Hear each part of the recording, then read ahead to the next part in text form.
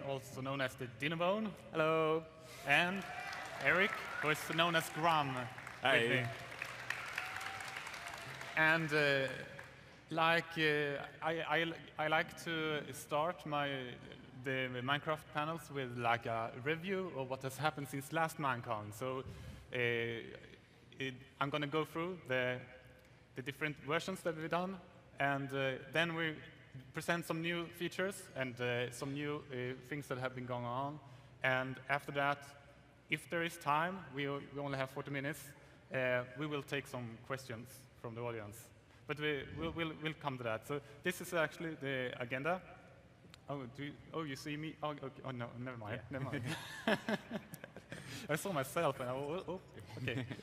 So, yeah, so changes since last Minecon.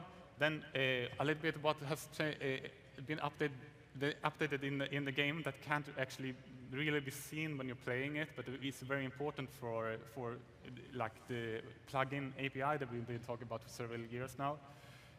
We're also going to talk about the new launcher. Or actually, Eric is going to show you some things that you can do with the launcher, since not everyone maybe have understood why we created the new launcher. Mm-hmm. And then we have some like secrets, or not really secret, but some other stuff we want to talk about.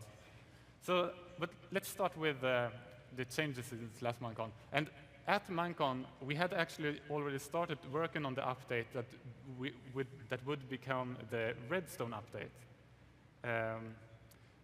Yes, but so we were already working on what would be 1.5, and then we have been doing the 1.6, the horse update, and just recently the 1.7, the update that changed the world.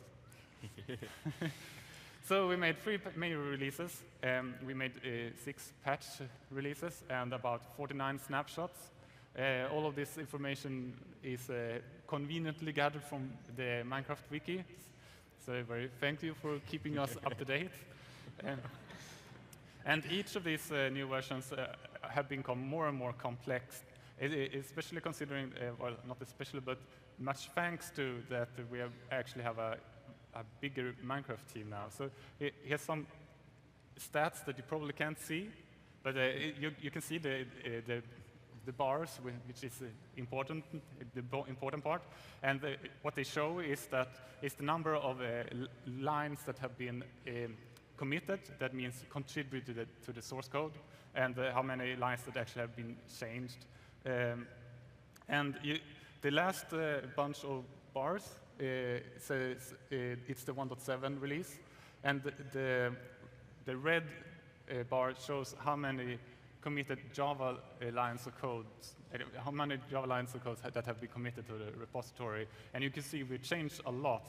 I think it's like almost 600,000 lines that has been contributed. The green bar is the amount of actual differences that can be found, and that's about 200,000. So, as you know, every time we do an update, the current mods tend to have some time to catch up, and yeah, it's slightly worse this time, and we're very sorry about that. On the other hand, we are trying to make it as smooth as possible for modders, in a sense that we're making the whole code for the game is becoming more and more like dynamic and not so much hard-coded as has been in the past. Anyway, so let's talk about 1.6. Oh no, 1.4, sorry. And then 1.5. So first we did 1.4, some patch releases with fireworks, and the Christmas surprises. Does anyone remember? Yeah. Yeah, exactly. The chest looked like presents. Yeah. And then we announced that the Redstone update. This was released in March. It contained a lot of like gameplay changes as well, like boosted beacon, nerfed bone meal, harder skeletons, some texture changes, and a scoreboard system. A lot of this was implemented by Nathan. And Nathan was looking for making the hard difficulty a little bit harder. I would say, yeah. But obviously, it was called the Redstone update, so we had some Redstone stuff as well. We had well, nether quartz. It's not really Redstone, but we used that for some of the new contraptions. So we had a dropper and hopper for dropping items instead of launching them, and collecting items and putting them into stuff. And we had a redstone comparator, which can be used to compare or only trigger things if a certain redstone value has been achieved. So, did you want to add anything? No. No. And it says etc. at the bottom because we also did a lot of fixing in order to make redstone a little bit more predictable. Yeah, exactly.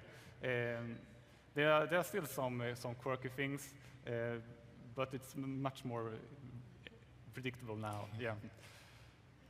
So then we started working on 1.6, which was a horse update. It's not a very fancy name, but I wanted it to be focused. And it was released in July. It included, except for the horses, which comes on the next slide, it included a better resource pack system that Nathan will explain in more detail soon. It also contained, like, we switched Java versions, which may not sound so exciting, but it was very exciting for us because that meant a lot of compatible problems with the old Mac versions. So exciting times. But this was also necessary. We needed to update the technology. As developers, we get excited easily. Yeah, and again, game balance changes. We added a block of coal and new clay blocks. And I met someone yesterday who asked where we got the clay block idea from, and you added it, so... Yeah, I wanted to add another color block into the game that wasn't quite so vibrant like wool is. Because we all know the wool colors. They're really, really bright, yes. I want to say. So I wanted to add something into the game that was colored. It came in different variations, but they would have to be based off those colors, but at the same time, they need to be much more toned down, something you can actually build with and look kind of natural with other blocks. Yeah. So I tried a couple of things. I even tried colored wood, and then I eventually landed on colored clay. Yeah. And then, of course, we had the horses. And these horses were taken from a mod called Mo Creatures. It was developed by a guy who calls himself Dr. Sark, or John Olarte. Sorry if I don't pronounce that correctly. And his friends who had helped with textures and modeling. And he was a really cool guy to work with because, I emailed him and just asked. Actually, it was more along the lines like, I want to make horses. It would save me a lot of time if you actually could help me with that. And he was super cool guy. So I got the models, and I got his source code for the horses, and I did some changes to it, and that was included in the update. So that's a really cool thing. We also added hay bales and leads that you can pull animals with. These were originally called leashes because that was logical to me, but Nathan, who is a proper English-speaking person, he pointed out to me that you only have leashes for dogs, right? Yeah, leads well, leashes are a much more American name. I think leads are something that you attach to pretty much anything if you want to tie it to something else. Yeah. Because leashes are for dogs. Yeah, exactly. So, and we added name tags and carpets, etc. Because there's always like 100 small things that we do for every update. And then we started working on biomes, and a lot of other stuff for the 1.7 update. And it was released just the other week. We worked on biomes, better biome placement, and Nathan did improved fishing, like more interesting fishing. We had a bunch of new flowers, we added, as you can see, I'm just reading the slide here. We added like the NBT, which is the way we store data from mobs and items. We made a system so you can actually type those into commands, so you can use them on when you create items or you create mobs using commands. You can give them special properties.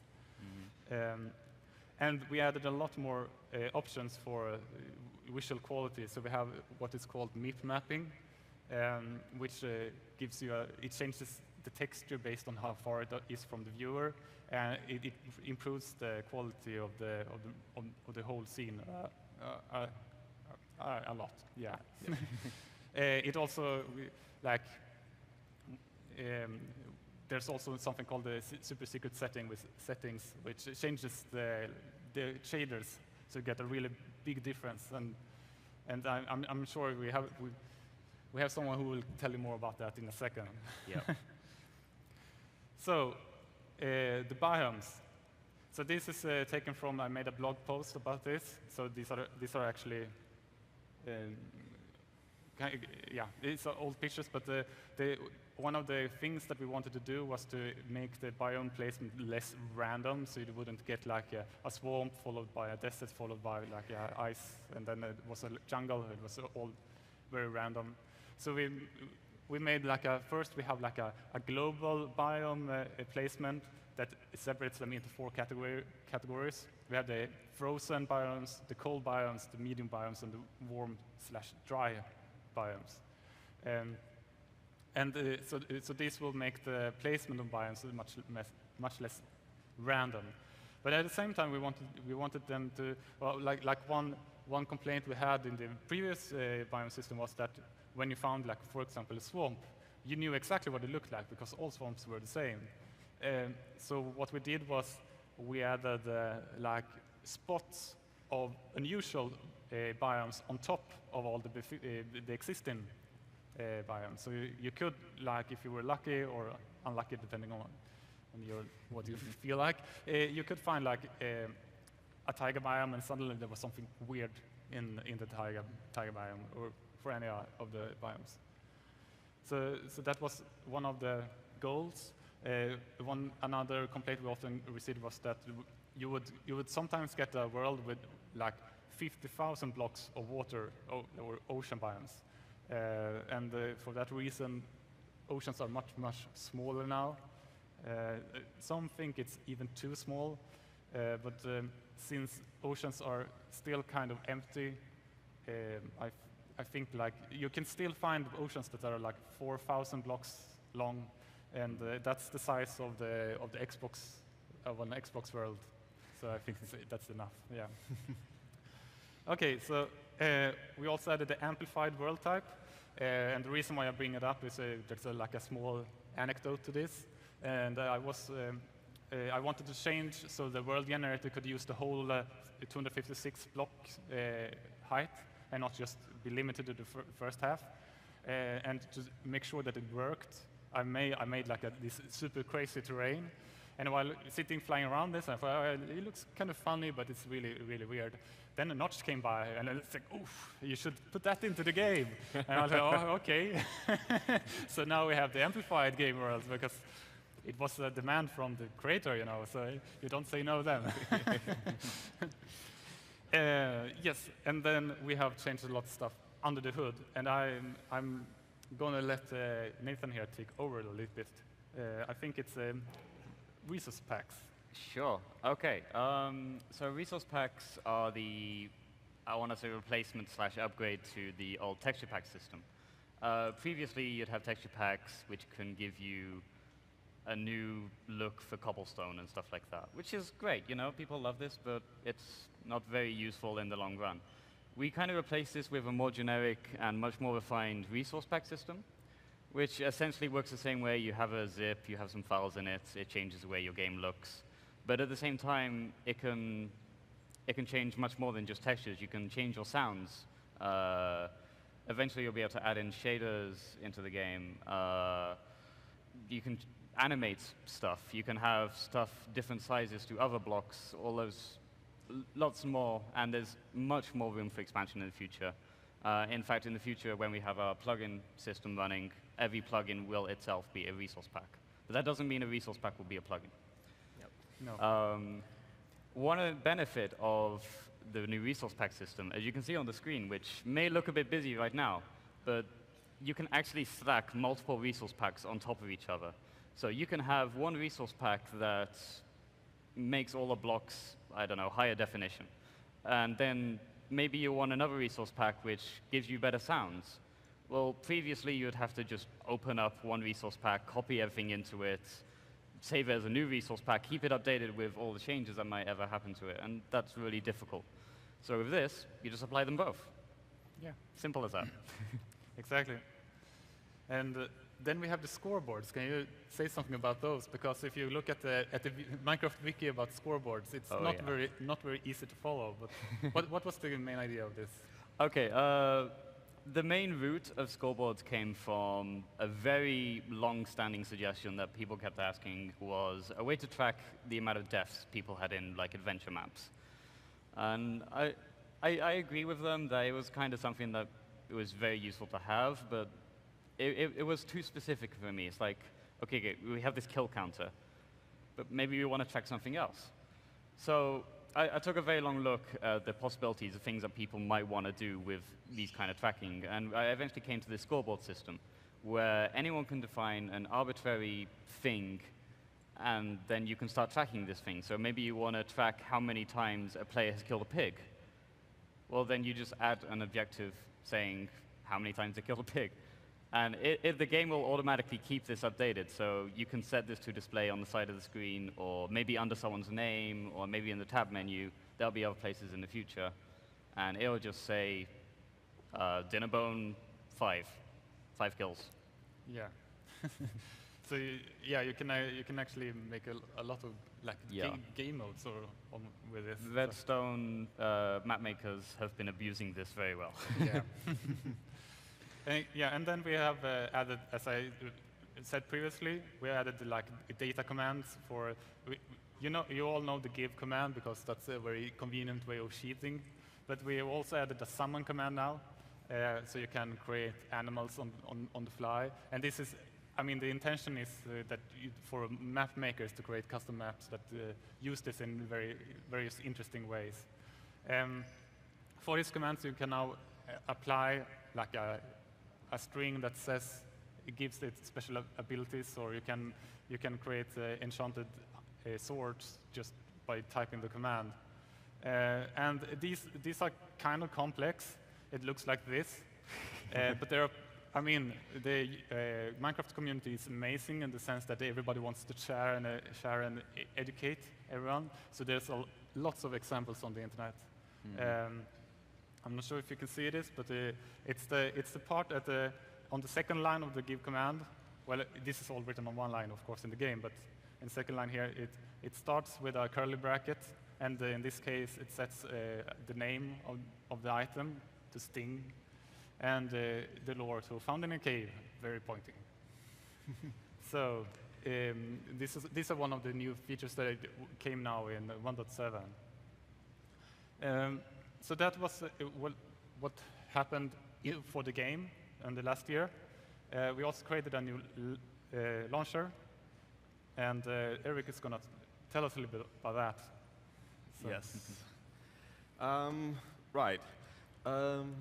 Until 1.6, we had what is now called the old launcher, and it was able to display a Tumblr page with some news. It was able to run the game and/or the demo mode. I don't actually think we actually released that version, or we weren't actually able to push out a version that would allow people to run the demo mode easily. Yeah. That is something we can do right now, and it could also let you play offline mode.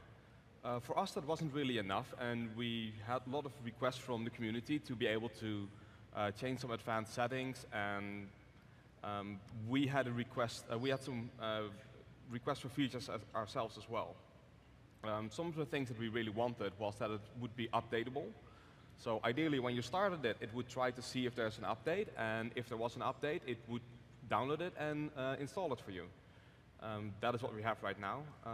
Another thing that we didn't have was asset management. So all the sounds and textures and all the things that we would want to have downloaded from our servers were always downloaded by the game itself, which didn't really give us much flexibility. So we worked around that, and the new launcher can actually do that for us now. Another thing that we added was the ability to update the libraries that the game is actually using. We solved quite some problems with that already. For example, I think there were some crash bugs on Linux that were solved by just having a new version, and there were some other issues on OS X as well. Before, we always bundled everything with the game, or we downloaded static things, but now we have full freedom in downloading and adding things for specific versions.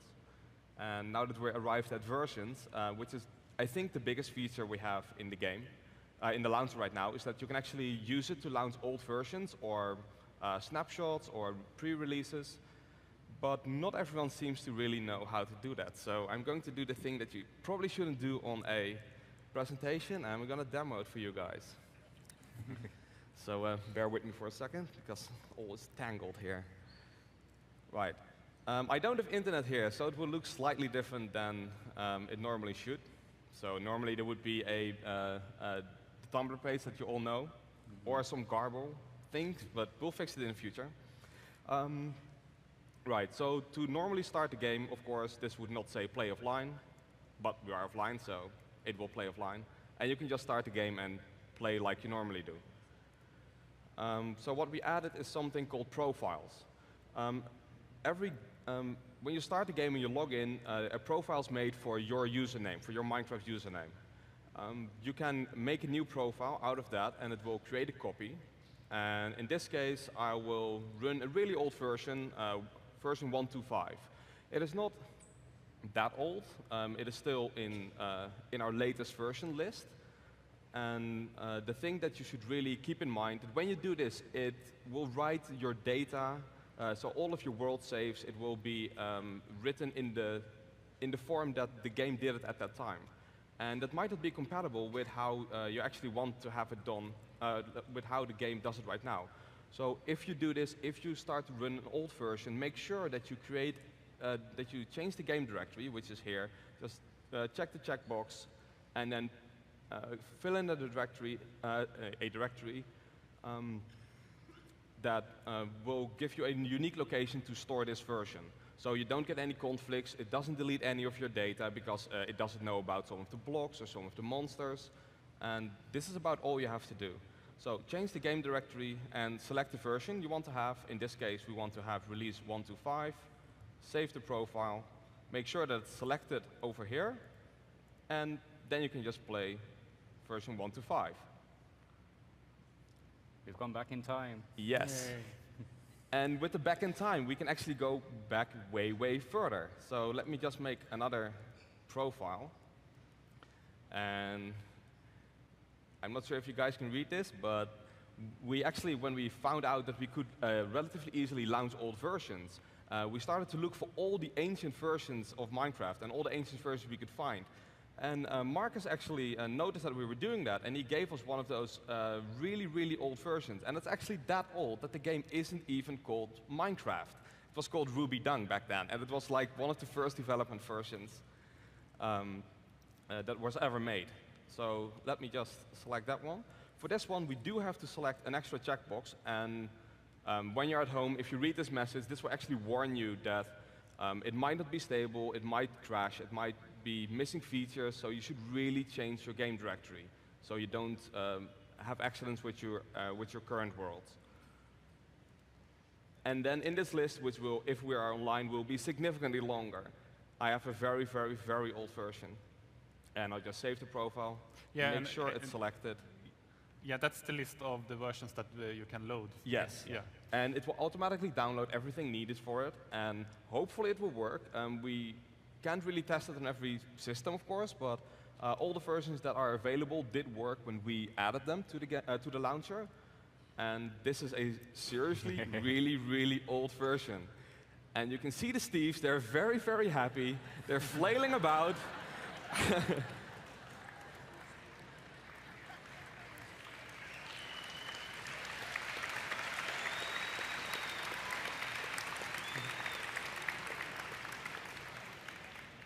Yeah. Something else that we added that is in the profile section as well is to automatically ask us for assistance with fixing crashes. One of the things that Nathan and I noticed when we were developing the new launcher is that people had crash bugs. So when they started the game, it would just stop working, and it is very hard for people to get feedback. So we added something that collects this feedback, sends it to a service we've called Hopper, because it collects things, and it can give you some, possibly some assistance with that. And Nathan will say a little bit more about that later. Yeah. One other thing is, if you want to try snapshots, just select this button, you will get the same warning, and then there will be snapshots in this list here. And then you can do snapshots and pre-releases from this. Yeah. And, yep. Thanks. And I'll give it back to Thanks Jens very now. much. Yeah, I just noticed that the clock is already on 13:56. That's crazy. Okay. Oh yeah, the clock is going like crazy. All right. So now let's quickly talk a little bit of plugin API. We've been talking about this every Minecon, and we'll continue to talk about this for the future. We've been doing a lot of work in order to make the plugin API possible, and we have high hopes for 2014. But in order to make it even more likely that we get somewhere, we have increased the Minecraft team. And I was hinting at this at the opening ceremony. Oops, whoops. So Spoilers. spoilers. So let's give an applause for Michael, who's coming up here.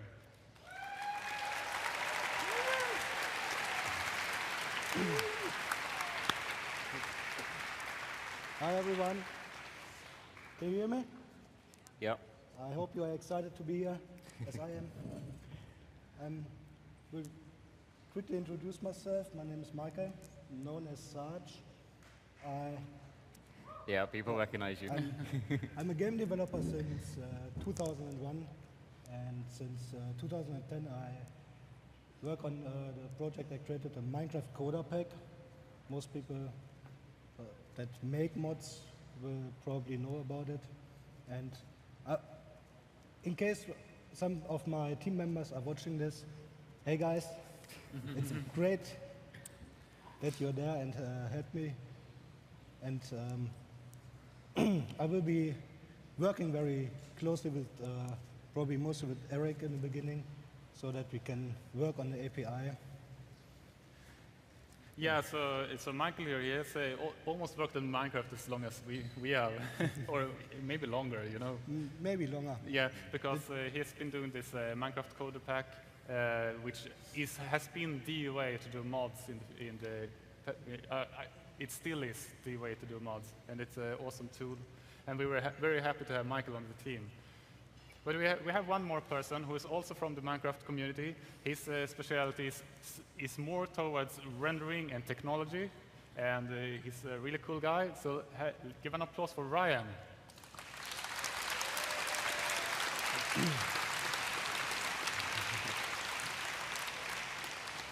Hello, ladies and gentlemen. Is my mic working? Yeah. Think so? Yeah, it is. Awesome. So, my name's Ryan Holtz. I've worked in the video game industry since 2005 or so. But this is actually the first game that I've worked on that people actually seem to universally like, which is kind of cool. I like cats, Thai food, movies that make you cry, and long walks on the beach. I'm a Leo, and I'm going to be working on the renderer. It's a pleasure to meet you all.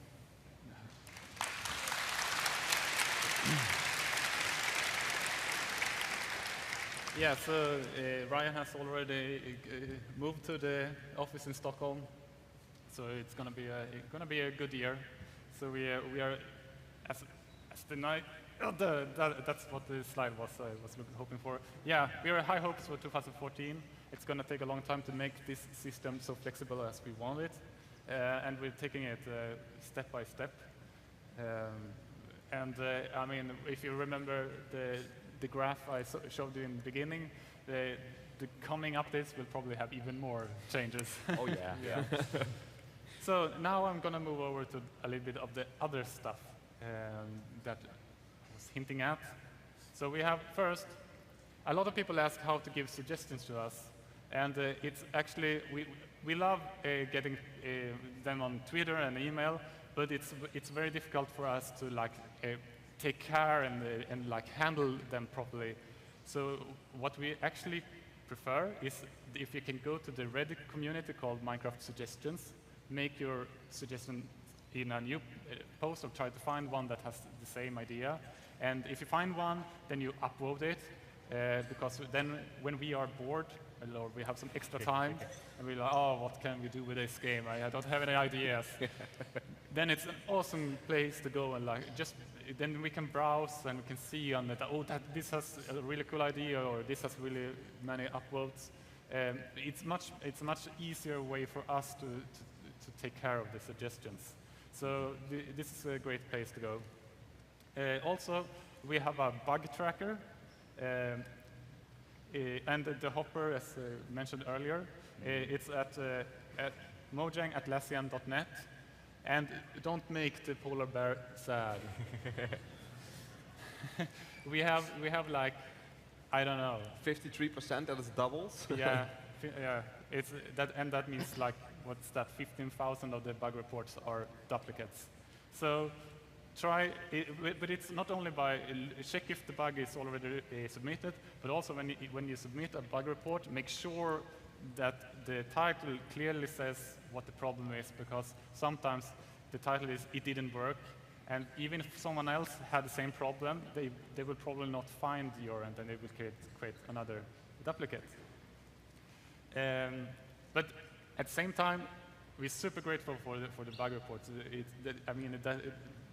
That's very.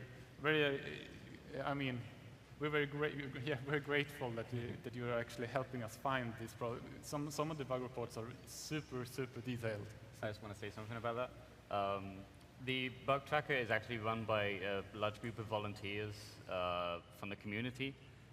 They do this in their free time, and they review every bug report that comes in, make sure it's not duplicate and all that. Please don't be mean to them, and we are super grateful for all of their help. So can we get a round of applause for the people who help us?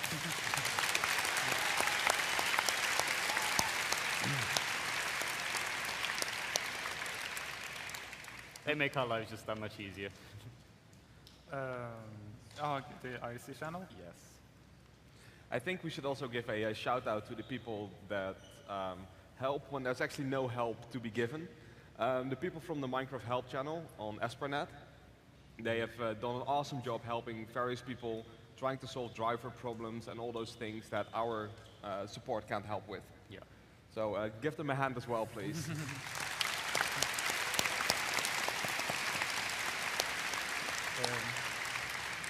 you want to say something about Hopper? Yeah.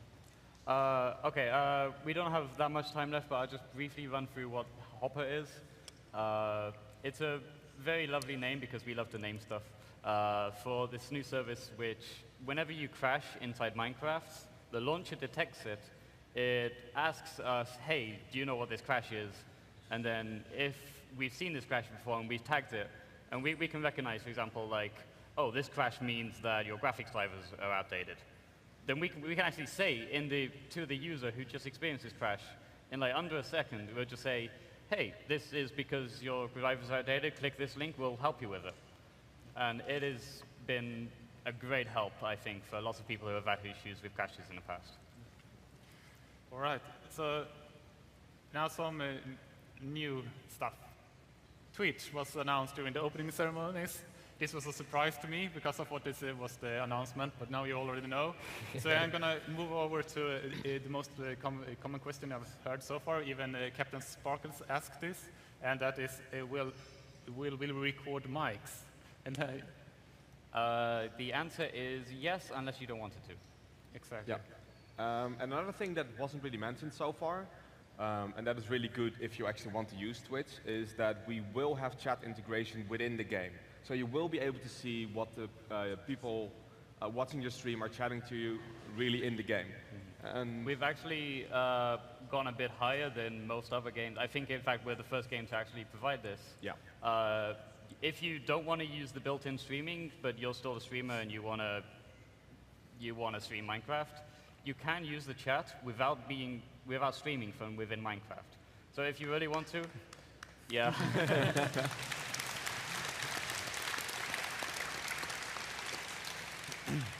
So if you want to stream with something else, or maybe you're not even streaming at all, you just want to talk to people, you can do that from within the game. There's also some filtering options, so you can say, I want to see chat from everybody, I want to see chat from subscribers, moderators, or nobody. Yeah, it's going to be good. and next up is Minecraft Realms, which is our kind of service. And I'm not going to talk too much about this, but we're opening the doors now. And in your swag bag, you have a gift card that is worth 30 days on a server. This does not mean that all of you have to create your own world, because you can combine these gift cards on the same world. So if all of Minecon goes together on one world, it will be up for a very, very long time. But yeah, so if you have 4 gift cards, you will have a server up for 120 days. Yes. Now I don't. Yes. It was done. Yes. Thank you. So we made it. We have like 3:30 remaining, so we can take like 2 questions. Yeah. Do we have anyone? Oh, we have a Yeah, mic we up have a front. mic here. Okay.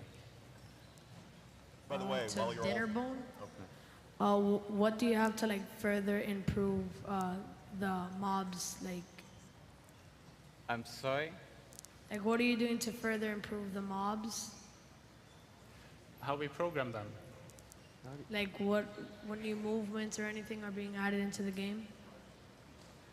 I'm sorry, I don't understand. Yeah, I don't think the speaker setup is good here. No. Yeah. Can we... Yeah. No. No. Okay. Sorry. Sorry. I'll answer your question when I Sure. get back down there. Oh, Sure. Hey. So I really love when you guys do seasonal things, like when you have the pumpkins on the zombies, and when we had the chests that were Christmas presents. the seasonal events, yeah. Have you ever thought about doing something weekly, like that happens, like in Animal Crossing, there's KK Slider on Friday and Saturday nights? Like I don't know, a mob that appeared like once a week, like something like that? Okay, so the question is, have we ever thought about kind of expanding the seasonal surprises we do, like Christmas, chests, Halloween, mobs and all that?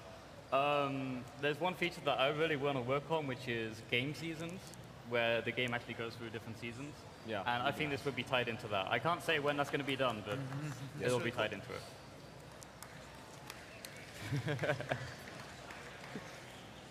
Oh, okay. Oh, Yeah. hi.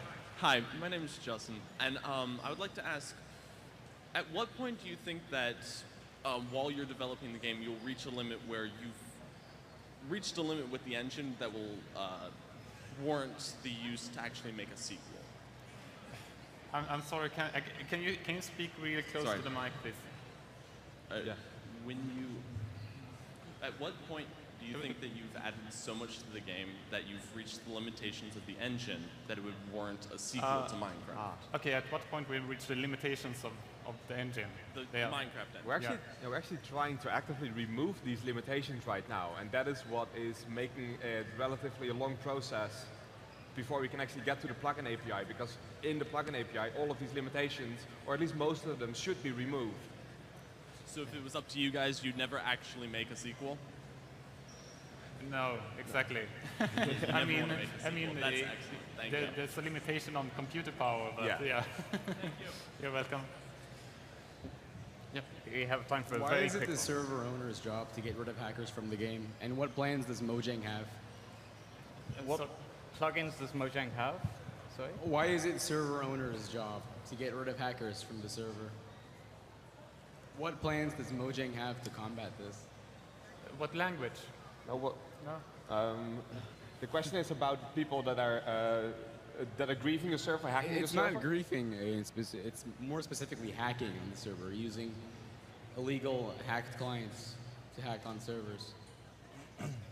Using illegal hack clients to hack into people's servers, and what do we do to prevent this? Well, whenever we know about something that is exploitable, we'll try to fix it. So Yeah. if there's something out there that is Yeah, I don't know. That actually bypassing some of the basic things, then Any let us know. exploits, we try to fix them, and we usually end up doing a release like as soon as we hear about it to try and fix them. All right. Okay. Okay. Thank you again, everybody. Yeah, we Thanks. seem to have run out of time. Thanks.